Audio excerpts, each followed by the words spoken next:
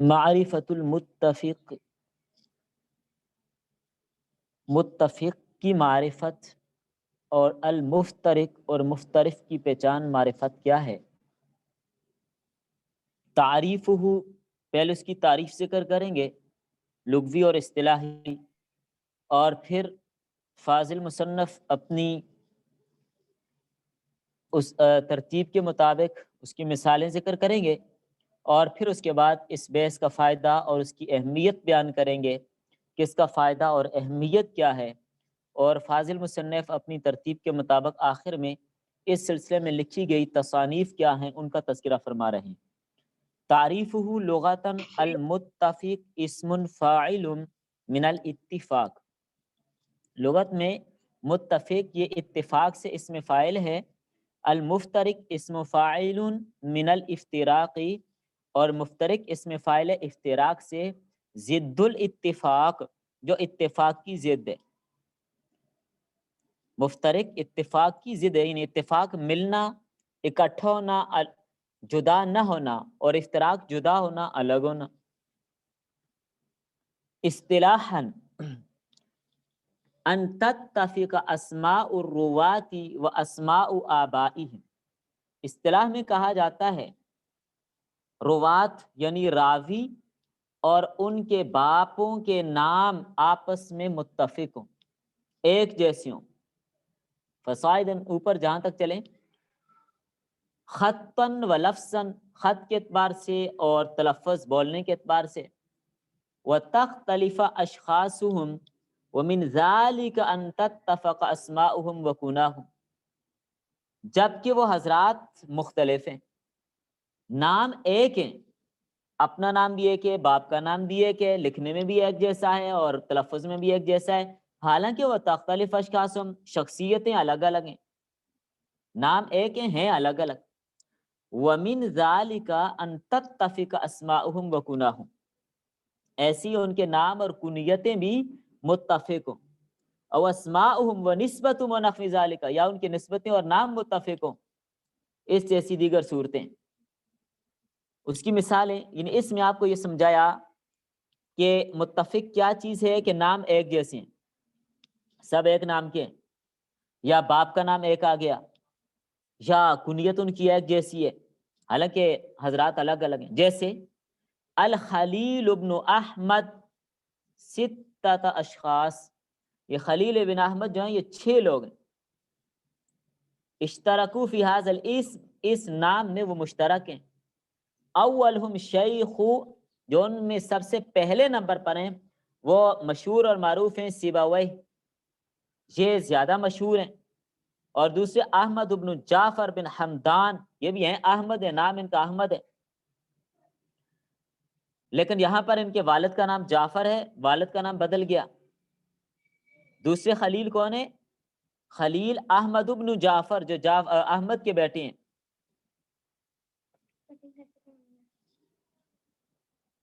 یہ اربعۃ اشخاص فی عصر واحد، ایک زمانے میں 4 لوگ رہے احمد بن جعفر کے نام سے،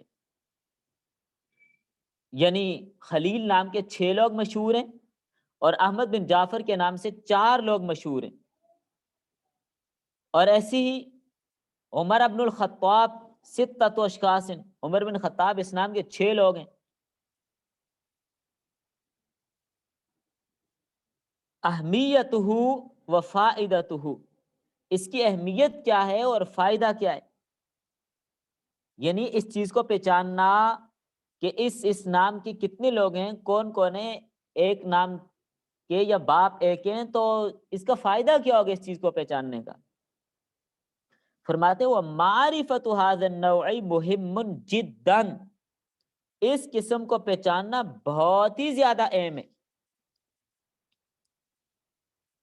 فقط ذلک بسبب الجہل بہ غیر واحد من اکابر العلماء، اس چیز کو، اس کی معرفت سے ناواقفیت، اس کی معرفت سے جس کو بھی ناواقفیت رہی، بہت سے اکابرین بھی، من اکابر العلماء، ایک نہیں غیر واحد، بہت سارے اکابرین بھی اس میں بھول کا شکار ہو گئے، کیونکہ جب ان کو معرفت نہ ہوئی تو ذلک پھسل گئے ان کے پاؤں، بھول ہو گئی ان سے، کیونکہ معرفت نہ ہو تو پھر ایسے ہی ہوتے کہ کون مراد ہے اس سے۔ اور اس کے فوائد میں سے یہ بھی ہے عدم ظن المشترکین فی الاسم واحد، ایک فائدہ تو اس کا یہ ہوگا عدم ظن المشترکین فی الاسم واحد، کہ ایک نام میں جو شریک ایک جماعت ہے اس کو ایک ہی راوی خیال نہیں کیا جائے گا، ما انہم جماعت، باوجود اس کے وہ پورے گروہ ہے، وہ عکس المحمل، اور یہ محمل کا عکس ہے، الذی یخشی منہ ان یظن الواحد اثنین، محمل میں کیا ہوتا ہے ایک راوی کو دو یا زیادہ شمار کرنے کا ایک خطرہ ہوتا ہے۔ التمییز بین المشترکین فی الاسم، ایک نام میں جو دو لوگ یا زیادہ لوگ مشترک ہوں تو اس میں تمیز ہو جاتی ہے، یہ فائدہ ہوتے ہیں، یعنی پتہ چلتا ہے کہ اس سے کون سا آدمی مراد ہے، وہ چاہے پھر علاقے کی طرف نسبت ہو یا اس کی قوم قبیلے کی طرف نسبت ہو، تو اس نسبت کی وجہ سے پھر پتہ چل جاتا ہے، ورنہ پتہ نہیں چلتا، ایک نام مشترک ہے کیا پتہ یہ کون ہے۔ فربما یکون احدہما ثقۃ والآخر ضعیفا، کیونکہ بعض اوقات نام ایک ہے لیکن ایک ضعیف ہوتا ہے دوسرا ثقہ ہوتا ہے، اب ضعیف کو ثقہ سمجھا جائے گا اور ثقہ کو ضعیف سمجھا جائے گا اگر معرفت نہ ہوئی تو، اس لیے گڑبڑ ہو جائے گی۔ فیضاعف ما هو صحیح او بالعکس، تو جو ضعیف ہے اس کو صحیح سمجھیں گے یا اس کے بالعکس صحیح کو ضعیف سمجھا جائے گا، تو پہچان ہوگی تو پتہ چلے گا یہ کون سا فلاں آدمی ہے، یہ خلیل ہے تو کون سا والا خلیل ہے، جو سکہ یا ضعیف ہے، یا احمد ہے تو کون سا والا ہے، تو پہچان سے یہ فائدہ ہوتا ہے۔ متى يحسن ایرادہ، متى يحسن ایرادہ، کب بہتر ہے، کب مستحسن ہے اس کا ورود، اس کا وارد ہونا۔ وَيَحْسُنُ إِيرَادُ الْمِثَالِ فِي مَا إِذَا اشْتَرَكَ الرَّاوِيَّانِ أَوِ الرُّوَاةِ فِي الْإِسْمِ، دیکھیں مثال پیش کرنا اس صورت میں احسن ہوگا، مستحسن ہوگا، اذا اشترک الراویان او الرواة فی الاسم، جب ایک نام میں دو راوی مشترک ہوں، او الرواة یا بہت سارے فی الاسم نام میں، ایک نام میں دو راوی یا دو سے زیادہ مشترک ہیں، وکانوا فی عصر واحد، اور ان کا زمانہ بھی ایک ہی ہے، واشترکوا فی بعض الشیوخ او الرواة عنہم، اور بعض شیوخ میں وہ مشترک ہیں یا جن سے روایت، جو آگے ان سے روایت کر رہے ہیں وہ مشترک ہے، شاگرد مشترک ہیں یا شیخ ان کے مشترک ہیں، زمانہ بھی ان کا ایک ہے۔ اما اذا كانوا فی عصور، بہرحال اگر زمانے متباعدۃ الگ الگ ہیں، فلا اشکال فی اسمائہم، تو پھر اگر نام ایک بھی ہو تو کوئی عرض نہیں، ایک کا زمانہ دوسری صدی ہے، ایک کا زمانہ چوتھی صدی ہے، زمانے الگ الگ ہیں، اب اگر نام ایک بھی ہو تو ہر کسی کو پتہ چل جائے گا یہ کون سا والا مراد ہے، لیکن اشتباہ کب ہوتا ہے، جب زمانہ بھی ایک ہے، شیوخ بھی ان کے ایک ہیں، شاگرد بھی ان کے آگے ایک چل رہے ہیں، پھر مسئلہ زیادہ بنتا ہے۔ اشہر المصنفات فیہ، مشہور ترین تصنیف اس میں کتاب المتفق والمفترق للخطیب البغدادی، خطیب بغدادی کی کتاب، ہوا کتاب حافل نفیس، یہ حافل کا معنی ہوتا ہے سب کچھ کو جمع کرنے والی، جیسے بڑی بس کو بھی حافلہ کہتے ہیں، ساری سواریوں کو جمع کر کے اکٹھا کر کے لے جاتی ہے، تو یہ کتاب حافل، ساری بحثوں کو جمع کرنے والی اور نفیس عمدہ کتاب ہے۔ اور دوسری کتاب الانصاب المتفقتی للحافظ محمد بن طاہر المتوفى سنۃ 507 ہجری، وہ للنوع خاص من المتفق، یہ خاص متفق کی اقسام پر مشتمل ہے۔ تو خلاصہ کلام کیا ہے کہ راویوں کے مفترق یا متفق ہونا پہچاننا، یعنی ان کے نام اگر ایک جیسے ہیں، فرض کریں عمر عمر عمر عمر 6 لوگ ہیں، 7 لوگ ہیں، 8 لوگ ہیں، کیا پتہ کون سا عمر مراد ہے، اس لیے ان کی پہچان بھی ضروری ہے کہ کون سا والا عمر ہے، یا ان کے باپ کا نام ایک ہے تو پہچان بھی، کیونکہ بعض بات ہو جاتا ہے۔ ایک جگہ پہ میں نے خود دیکھا، ایک امتحان کے دوران ایسا ہوا، ایک لڑکے کا نام غالباً عتیق نام تھا اس کا، یہ تقریباً 2004-5 کی بات بتا رہا ہوں یا اس سے بھی پہلے کی، تو اس کا نام تھا عتیق۔ اب مسئلہ یہ بنا کہ اسی طرح اس کے والد کا نام بھی وہی تھا، اور ایک دوسرا لڑکا اس کا بھی یہی نام، اس کے باپ کا نام بھی وہی۔ اب مسئلہ بن گیا کہ یہ کون سا کس کا رول نمبر کون سا اور کس کا کون سا ہے، تو بعض کا تو ایسے ہو جاتے ہیں، اسی لیے الگ الگ پہچان کہ یہ کون سے، اس کے ساتھ کوئی لقب ہو، اس کی کوئی کنیت ہو، اس کے قبیلے کی طرح منسوب ہو، پھر اس کی پہچان ہو جاتی ہے آرام سے۔ شاید آپ کو یہ بات سمجھ آ گئی ہو۔ المختلف والمختلف، مختلف اور مختلف یہ کیا چیز ہے، پہلے اس کی تعریف سمجھیے۔ جی جزاک اللہ۔ لغتاً المختلف اسم فاعل من الائتلاف، لغت میں مختلف اسم فاعل ہے ائتلاف سے، بمعنی الاجتماع والتلاقی، معنی کیا ہے، اجتماع اور جمع ہونا، ملاقات کرنا، وہ ضد النفرتی، یہ نفرہ کی ضد ہے، یعنی اکٹھا ہونا اور نفرہ الگ الگ ہونا۔ والمختلف اسم فاعل من الاختلاف، اور مختلف اسم فاعل ہے اختلاف سے، یہ تو آپ اچھی طرح اختلاف کو تو آپ اچھی طرح جانتی ہیں نا، اختلاف کو آپ اچھی طرح جانتے ہیں، تو چونکہ اختلاف پڑھ کے یہ اچھی طرح یاد ہو جاتا ہے کہ اختلاف کیا چیز ہوتی ہے۔ اور اختلاف ضد الاتفاق، اتفاق کی ضد ہے۔ ایک بزرگ فرمانے لگے، نام میں نہیں لیتا، یہ لگے ایک جگہ پہ یہ ایک بیان تھا پولیس والوں میں، تو مجھے ان کے جو بڑے افیسر تھے انہوں نے مجھے موضوع دیا کہ آپ حلال اور حرام پہ آپ نے بیان کرنا ہے، حلال اور حرام پہ آپ نے بیان کرنا ہے۔ ارے فرمانے لگے، میں نے کہا بھائی حلال پر تو میں بیان کروں گا، حرام کو آپ خود اچھا سمجھتے ہیں، حرام کو آپ اچھا سمجھتے ہیں، حلال پر میں بیان کر دوں گا۔ شاید آپ کو بات سمجھ آ گئی ہے۔ تو یہ ہو گئی لغوی تعریف۔ اصطلاحاً ان تتفق الاسماء او الالقاب او الکناء او الانساب خطا وتختلف لفظا، اصطلاح میں کس کو کہتے ہیں؟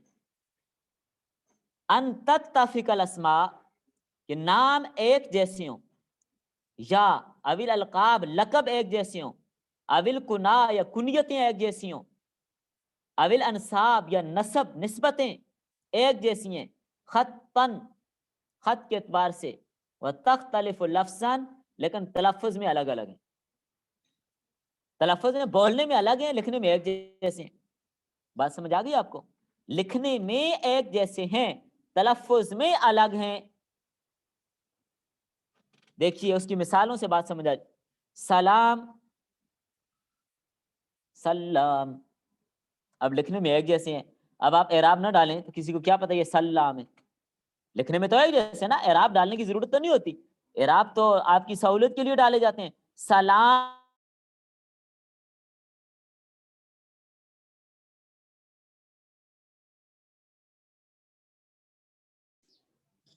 الاول بتخفیف اللام والثانی بتشدید اللام، پہلا لام کے تخفیف کے ساتھ سلام ہے اور دوسرا تشدید کے ساتھ سلام ہے۔ بیٹا بات سمجھ آ رہی ہے آپ لوگوں کو؟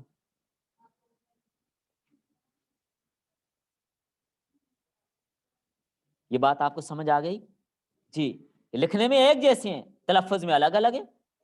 آپ سلام لکھیں گے یا سلام لکھیں گے، آپ نے ایک جیسا لکھنا ہے، پھر اس پر چاہے کوئی وہاں پر تشدید پڑے، تخفیف پڑے۔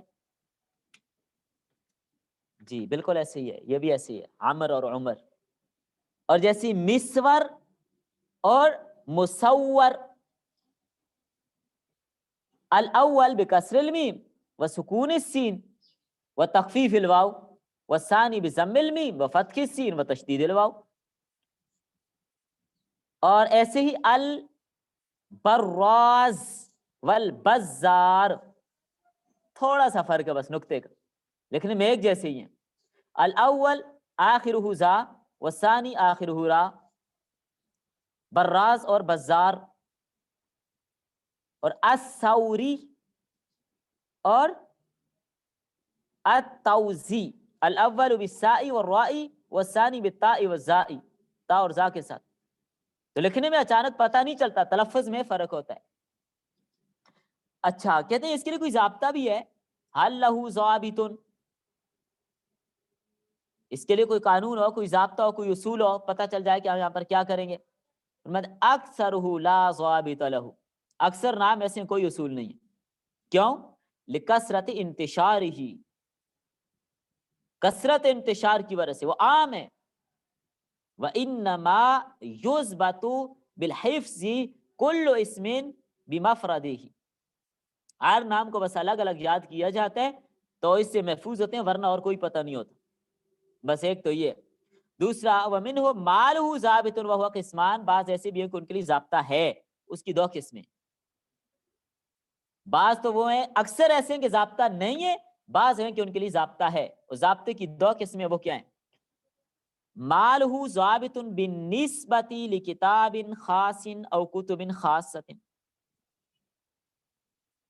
ایک تو وہ ہیں جن میں ایک خاص کتاب کے ساتھ یا زیادہ کتابوں کے اعتبار سے کوئی ضابطہ مقرر ہو، مثل ان نقول، جیسے یوں کہتے ہیں ان کل ما وقع فی الصحیحین والموطا یسار فہو بالمسنات ثم المہملۃ الا محمد بن بشار وہو بالموحدۃ ثم المعجمۃ. جس طرح صحیحین کے اندر روایت موجود ہے، موطا میں بھی ہے، کہ جب یہ لفظ یسار ہے، الیسار، یسار، یہ جب آ جائے فہو بالمسناتی، تو یہ کیا ہوتا ہے؟ فہو بالمسنات، سین کے ساتھ پڑھا جاتا ہے، محملہ بغیر نقطوں کے، الا محمد بن بشار، سوائے محمد بن بشار کے.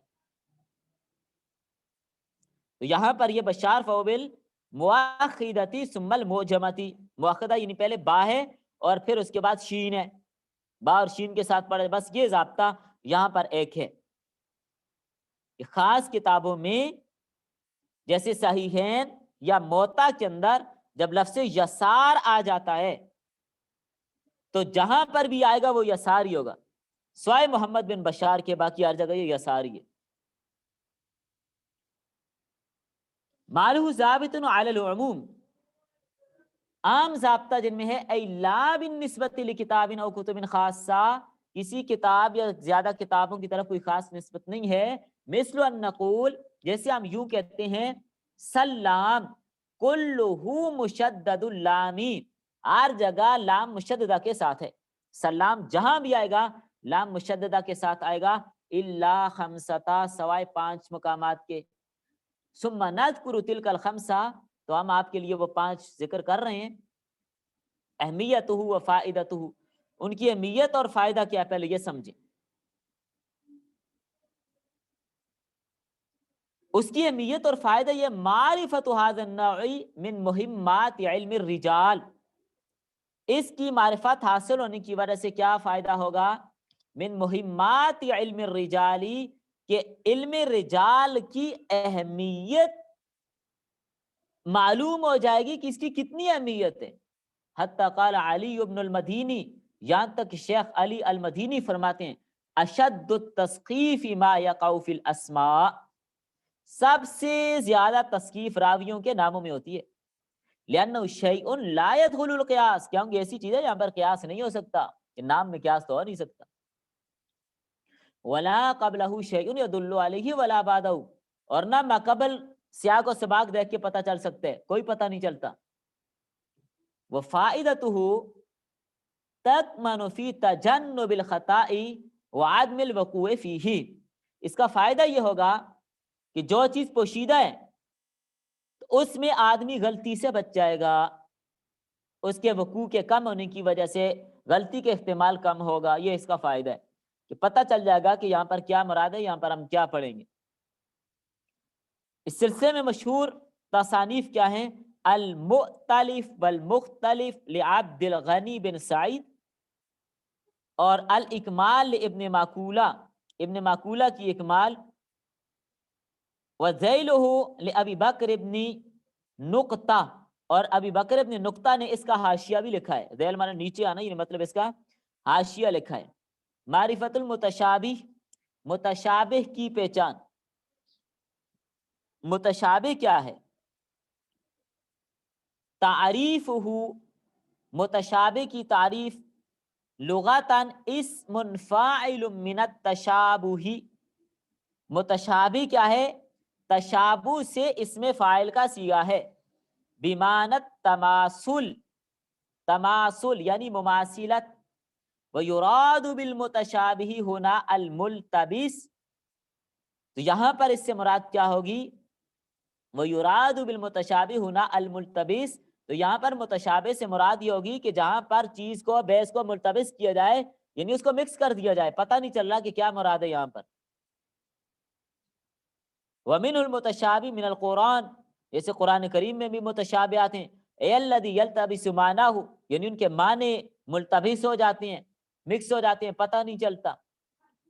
اصطلاحی تعریف، ان تتفق اسماء الرواة لفظا و خطا، اصطلاح میں کہا جاتا ہے راویوں کے نام متفق ہوں، لفظ کے اعتبار سے بھی، خط کے اعتبار سے بھی۔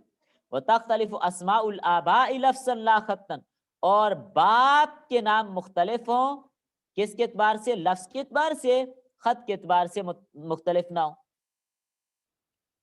او بالعکس، یا اس کے برعکس ہوں، یعنی دونوں صورتوں میں باپ کے نام تلفظ میں تو مختلف ہیں، خط میں نہیں ہیں، یا خط میں ایک جیسے ہیں، تلفظ میں متفق ہیں۔ اس کی مثالیں جیسے محمد ابن عقیل بضم العین، عقیل، اور محمد بن عقیل بفتح العین، اب دیکھیں لکھنے میں ایک جیسے ہیں۔ اتفقت اسماء الرواة واختلفت اسماء الآباء، اب راوی کا نام ایک جیسے ہے، باپ کا نام الگ ہے، باپ کا نام محمد راوی، ادھر بھی محمد راوی، لیکن باپ کے نام الگ الگ ہے، لیکن لکھنے میں دونوں ایک جیسے ہی۔ شریح ابن نعمان و سریح ابن نعمان، شریح ابن نعمان، سریح ابن نعمان۔ اب دیکھیے، اختلافت اسماء الروات، راویوں کے نام تو الگ الگ ہیں، دیکھیں راوی ادھر شریح ہے، ادھر سریح ہے۔ اب دیکھیں راویوں کے نام کیا ہیں؟ الگ ہے۔ واتفقت اسماء الآباء، باپ کا نام ایک ہے، ایک کا باپ بھی نعمان، دوسرے کا بھی نعمان۔ اس بیس کو جاننے کا فائدہ یہ ہوگا وَتَكْمَنُ فَائِدَتُهُ فِي ضَبْطِ أَسْمَاءِ الرُّوَاةِ، اس کا فائدہ یہ ہوگا، فائدہ اس بیس کا یہ ہوگا کہ راویوں کے جو نام ہیں، راویوں کے جو نام ہیں وہ ضبط ہو جائیں گے، اور اس کے ضبط ہونے میں اور اس کو یاد کرنے میں کوئی پوشیدگی نہیں رہے گی۔ وعدم الالتباس فی النطق بها، اور اس کا تلفظ کرنے میں امتیاز بھی ہو سکے گا۔ وعدم الوقوع فی التسخیف والوہم، اور تسخیف اور وہم بھی واقعہ نہیں ہوگا۔ انواع اخرى من المتشابہ، متشابہ کی دوسری چند اقسام سمجھیے۔ ہناک انواع اخرى من المتشابہ، یہاں پر ہم متشابہ کی چند دیگر انواع کا تذکرہ کرتے ہیں۔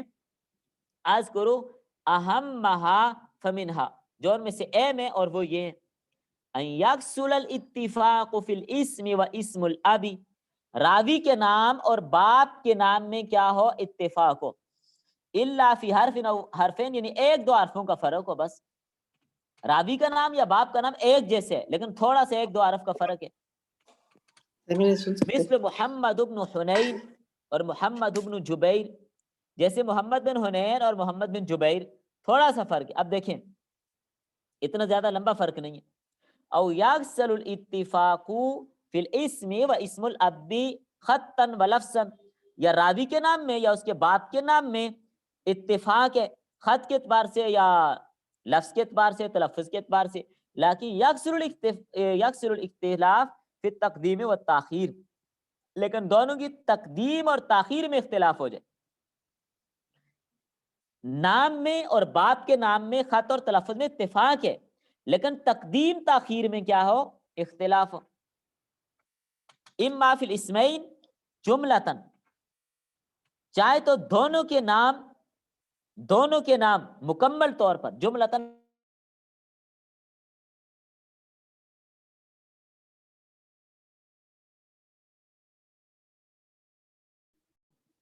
اسود بن یزید اور یزید بن اسود، او فی بعض الحروف، یا بعض حروف میں اختلاف ہو، جیسے ایوب بن سیار اور ایوب بن یسار، سیار اور یسار، تھوڑا سا فرق ہے۔ عشر المصنفات فی، اس موضوع پر مشہور کتابیں: تلخیص المتشابہ فی الرسم وحمایت ما اشکل منہ عن بوادر التسقیف والوہم، خطیب بغدادی کی، اور دوسری کتاب ہے طالب تلخیص للخطیب ایضا، یہ بھی خطیب بغدادی کی ہے، وہ عبارت عن تتمت،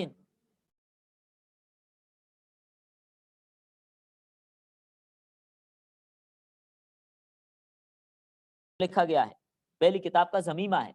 او ذیل للکتاب السابق، یا جو سابقہ کتاب انہوں نے لکھی ہے تلخیص المتشابہ، اس کا حاشیہ ہے یہ بس۔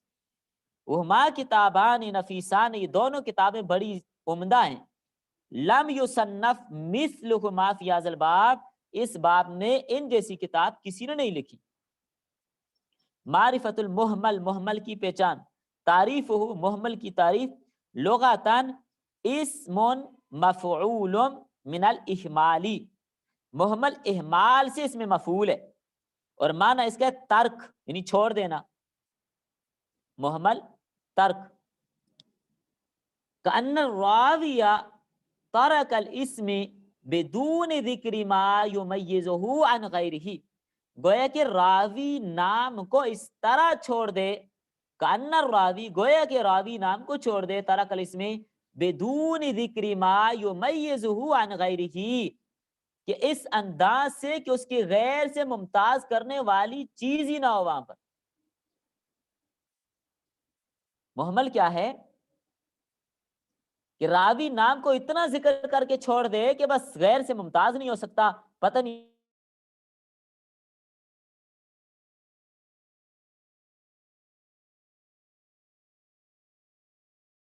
اس سے کون اس کی کنیت لکھی۔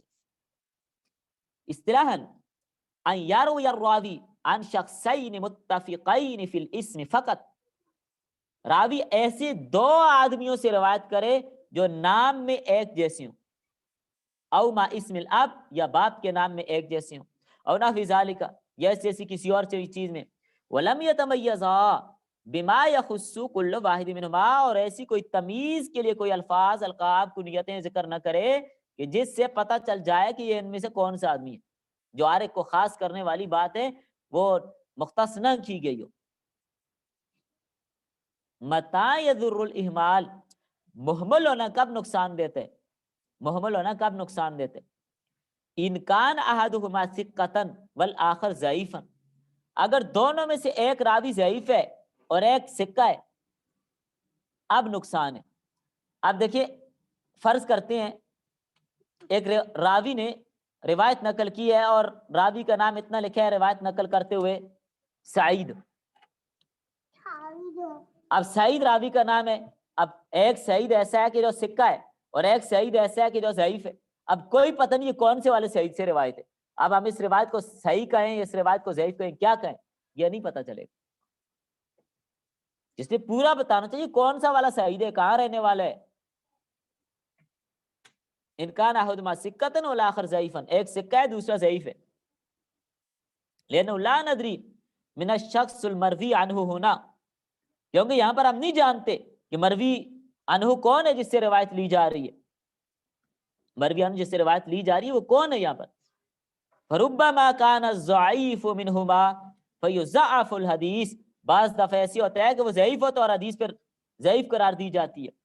اما اذا کان ثقتین، ایک نام والے دونوں راوی ثقہ ہے، محمل ہے، پتہ نہیں کون سا والا ہے لیکن ہے دونوں ہی ثقہ ہیں، جیسے فرض کرتے ہیں زید نام کے دو راوی ہیں، دونوں ثقہ ہیں، عادل ہیں، کامل الضبط ہیں، اب کسی نے کہا زید نے یہ روایت کی، کون سا زید ہے، اس نے یہ نہیں کہا فلاں جگہ والا فلاں والا، لیکن زید جو بھی ہے وہ ثقہ ہے، فلاں والا بھی کوفے کے تو بھی، بصرے کے تو بھی وہ ثقہ ہے۔ اب یہاں پر الگ سے کوئی پہچان تمیز کے لیے ذکر کرنے کی ضرورت ہی نہیں ہے، کیونکہ دونوں ثقے ہیں، ویسے بھی کوئی مسئلے والی بات نہیں ہے۔ اما اذا کان ثقتین فلا يضر الاحمال بصحۃ الحدیث، حدیث کی صحت میں یہ محمل ہونا کوئی مضر نہیں ہے. لأن أي منهما كان المرویان فالحدیث صحیح، چاہے جو بھی مرویان ہو حدیث تو صحیح ہے. جیسے اس کی مثال اذا كان ثقتین ما وقال البخاری من روایته عن احمد، جیسے کہ دونوں ثقہ راویوں، جیسے کہ امام بخاری نے روایت کی ہے احمد سے، لیکن منسوب نہیں کیا یہ احمد کون سے، عن ابن وہب سے، فإنه اما احمد بن صالح اور احمد بن عیسیٰ وکلاہما ثقہ، چاہے احمد بن صالح ہو یا احمد بن عیسیٰ، دونوں ہی ثقے ہیں. تو اب روایت میں صرف یہ لایا کہ احمد سے روایت ہے، آگے یہ نہیں کہا کہ احمد بن صالح ہے یا احمد بن عیسیٰ کون سے، یہ نہیں کہا، صرف احمد کا ہے. تو کیونکہ احمد دونوں ثقے ہیں لہذا روایت ٹھیک ہے، مسئلہ ہی کوئی نہیں. لیکن مسئلہ تب بنتا ہے جب ایک راوی کیا ہو، ایک راوی کیا ہو، ضعیف ہو، ایک ثقہ ہو، پھر دونوں کے لیے الگ الگ امتیاز ذکر کرنا ضروری ہوتا ہے، ورنہ وہ مہمل ہو کر ضعیف ہو جائے. اذا كان احدهما ثقة والاخر ضعیفا، جب ایک راوی ثقہ ہے دوسرا ضعیف ہے، یہ سلیمان بن داؤد اور سلیمان بن داؤد و سلیمان ابن داؤد، فإن كان الخولانی فهو ثقة وإن كان اليمامی فهو ضعیف. تو سلیمان بن داؤد ایک تو خولانی ہے اور ایک یمامی ہے. اب کون سا مراد ہے کوئی پتہ نہیں، صرف لکھا سلیمان بن داؤد کہتے ہیں. تو اب سلیمان بن داؤد خولانی کہتے ہیں یا یمامی کہتے ہیں؟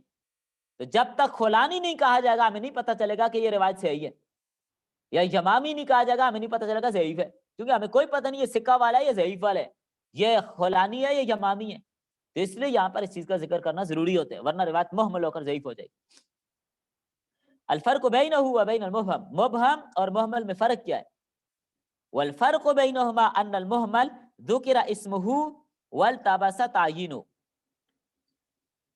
محمل اور مبہم کے اندر فرق یہ ہوتا ہے ان المحمل ذکر اسمہ، محمل میں نام ذکر کیا جاتا ہے، والتبس تعینہ لیکن اس کی تعیین ممتاز نہیں ہوتی. نام تو ذکر کیا جاتا ہے لیکن تعیین کہ یہ کون سا والا ہے، اس کی کوئی کنیت ہو یا اس کی کوئی نسبت ہو، وہ ذکر نہیں کی جاتی. والمبہم لم یذکر اسمہ، اور مبہم وہ ہوتی ہے جس میں نام ہی نہیں ہوتا، اس کا نام ہی نہیں ذکر کیا جاتا. آگے کہیں اس کی بحث آ جاتی ہے. اشہر المصنفات فی، اس موضوع پر مشہور کتابیں کیا ہیں؟ کتاب المکمل فی بیان المحمل للخطیب البغدادی، خطیب بغدادی کی کتاب اس سلسلے میں مشہور ہے. ہاں، معرفت المبہمات آگئی، مبہمات کی پہچان. مبہم کیا چیز ہے؟ تعریف ہو، مبہمات کی تعریف. جی ایک منٹ سر.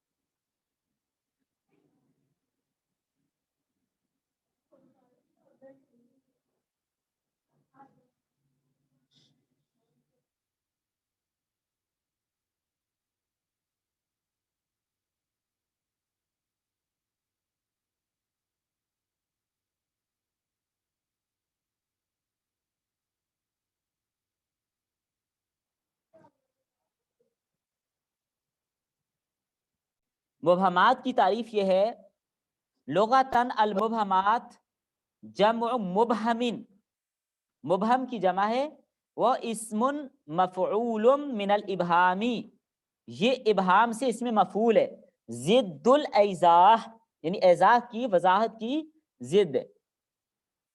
اصطلاحاً ہوا من ابہم اسمہ فی المتن او الاسناد من الرواتی، متن میں یا سند میں راوی مبہم ہو، او ممن لہ علاقۃ بالروایت، یا جس روایت کے ساتھ اس کا تعلق ہے اس کو مبہم ذکر کیا جائے، واضح نہ کیا جائے. مبہم کو پہچاننے کے فوائد کیا ہیں؟ مبہم کو پہچاننے کے فوائد کیا ہیں؟ یہ اچھا آپ نے پوچھا تصحیف کا مطلب کیا ہے. تصحیف کہا جاتا ہے غلطی کرنے کو، یعنی لکھنے پڑھنے میں آپ نے کوئی غلطی کی ہے، یعنی الفاظ کے اندر اعراب یا نقطے اس طرح بدل دیں کہ ان کا تلفظ ہی مختلف ہو جائے، یہ تصحیف ہوتی ہے. اعراب بدل دینا، نقطے بدل دینا، کوئی چیز بدل دینا کہ اس میں غلطی ہو جائے، مختلف ہو جائے، تصریف میں شارٹ کٹ یہی معنی ہے۔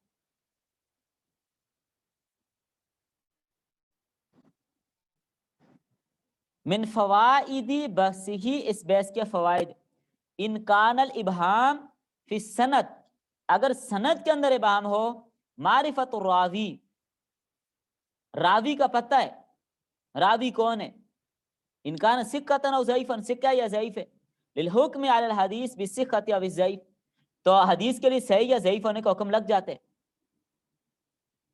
وَإِن كَانَ فِي الْمَتْنِ، اب دیکھیں اگر سند کے اندر ابہام ہے تو راوی کی پہچان ہو جائے کہ وہ ثقہ یا ضعیف ہے، تاکہ حدیث پر ہم حکم لگا سکیں کہ حدیث صحیح ہے یا ضعیف ہے، اس کا یہ فائدہ ہوگا، یہ حدیث صحیح ہے یا ضعیف، یہ اس کا فائدہ ہوگا۔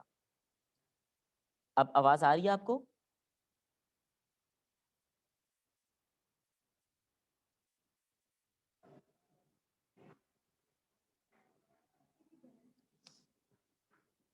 جی ٹھیک۔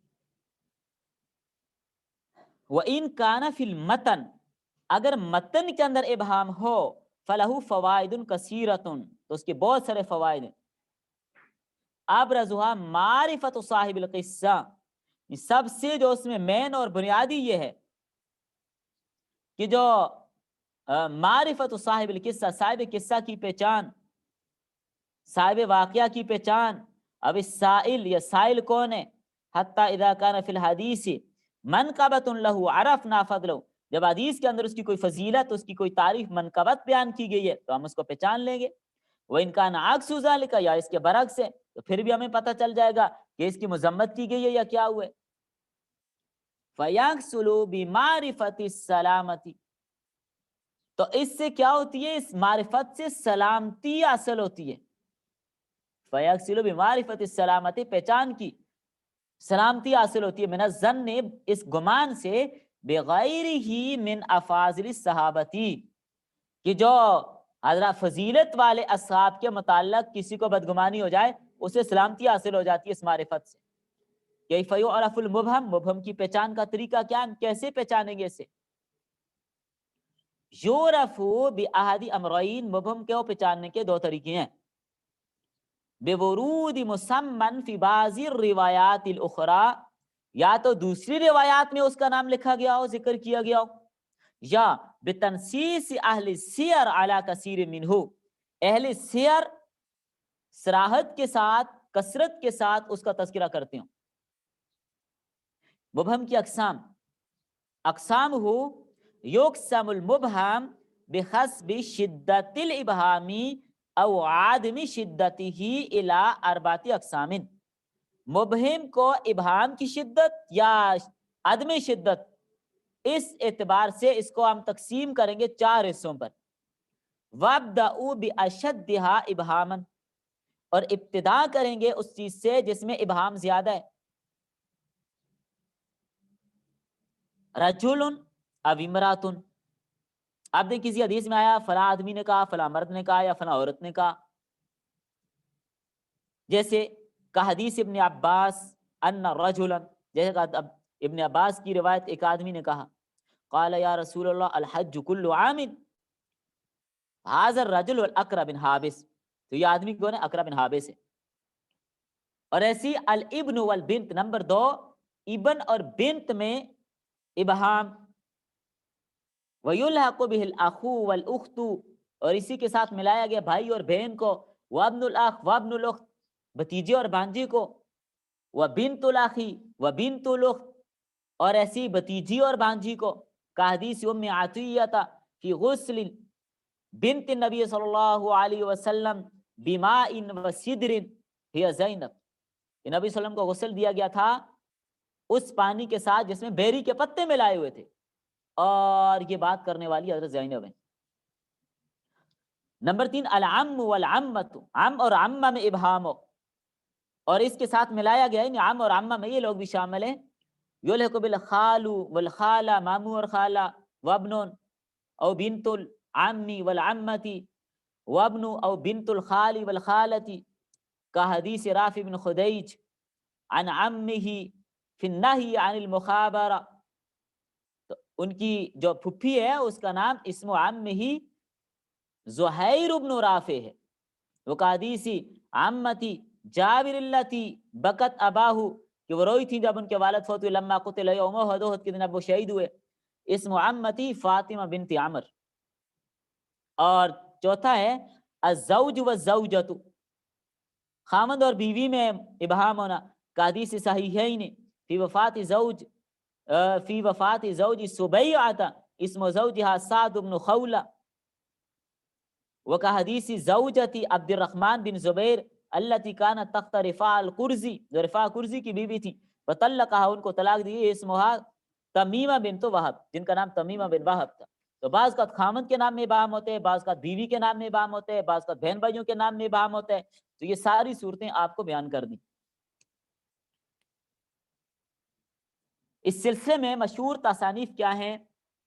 صنف فی هذا النوع عدد فی العلماء منهم عبد الغنی بن سعید والخطیب والنووی. اس سلسلے میں ان حضرات نے کتب تصنیف کی ہیں، لیکن وَأَحْسَنُهَا وَأَجْمَعُهَا، ان میں سب سے جامع کتاب اور سب سے اچھی کتاب وہ ہے المستفاد من مبہمات المتن والاسناد لولی الدین العراقی کی. یہ کتاب مشہور اور معروف ہے. چلیں بس کر لیتے ہیں، مجھے تھوڑا کہیں کام سے جانا ہے، نہیں تو یہ پورا کر لیتے معرفت الوحدان کو. چلیں انشاءاللہ کل پڑھ لیں گے.